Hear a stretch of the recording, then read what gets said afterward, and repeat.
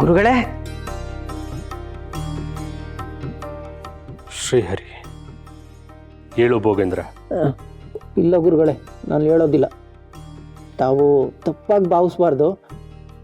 ನಾನೇನಾದರೂ ತಪ್ಪು ಮಾಡಿದರೆ ದಯವಿಟ್ಟು ನನಗೆ ಕ್ಷಮಿಸಿ. ನೀವು ಕ್ಷಮಿಸ್ತೀನಿ ಅಂತ ಮಾತು ಕೊಟ್ರೇ ನಾನು ಮೇಲೆ ಹೇಳೋದು. ಇದೇನು ಭೋಗೇಂದ್ರ, ಅರಿವಿಲ್ಲದ ವಿದ್ಯಾರ್ಥಿ ಹಾಗೆ ನಡ್ಕೋತಾ ಇದೆಯಾ? ಮೊದಲು ಏಳು ಮೇಲೆ. ಹೌದು ಗುರುಗಳೇ, ನೀವು ಹೇಳಿದ ಅನೇಕ ವಿಷಯದಲ್ಲಿ ನನಗೆ ಅರಿವಿನ ಕೊರತೆ ಇದೆ. ಅದನ್ನು ನೀವೇ ಹೇಳಿ ನನಗೆ ದಾರಿ ತೋರಿಸ್ಬೇಕು.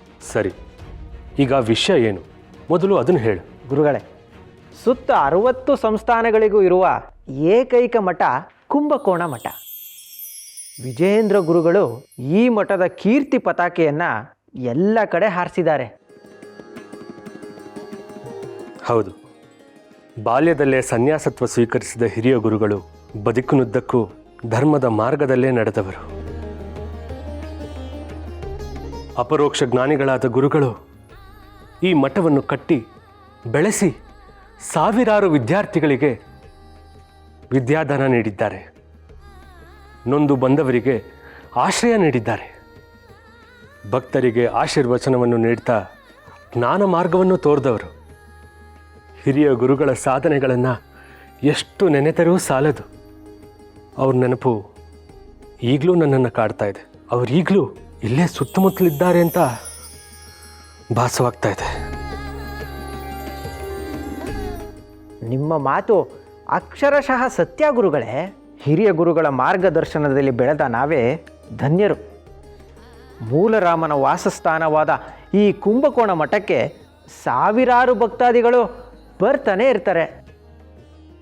ಅವ್ರಿಗೆ ನೀವು ಆಶೀರ್ವಚನ ನೀಡ್ತೀರಿ ನಿಜ, ಆದರೆ ವಿಜಯೇಂದ್ರ ಗುರುಗಳ ಪೀಠ ಮಾತ್ರ ಬಿಕೋ ಬಿಕೋ ಅಂತ ಇದೆ. ಗೋಪುರಕ್ಕೆ ಕಳಶ ಎಷ್ಟು ಮುಖ್ಯನೋ, ಹಿರಿಯ ಗುರುಗಳ ಈ ಪೀಠವನ್ನು ನೀವು ಅಲಂಕರಿಸಬೇಕಾಗಿರುವುದು ಅಷ್ಟೇ ಮುಖ್ಯ. ನನಗೆ ನಿಮ್ಮನ್ನು ಈ ಪೀಠದಲ್ಲಿ ನೋಡೋ ಮಹದಾಸೆ ಗುರುಗಳೇ.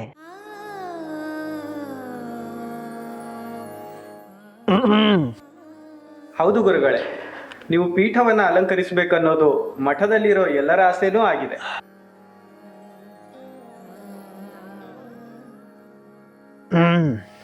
ಅಷ್ಟೇ ಅಲ್ಲ ಗುರುಗಳೇ, ನೀವು ಪೀಠವನ್ನು ಅಲಂಕರಿಸಬೇಕನ್ನೋದು ಭಕ್ತಾದಿಗಳ ಇಚ್ಛೆ ಆಗಿದೆ.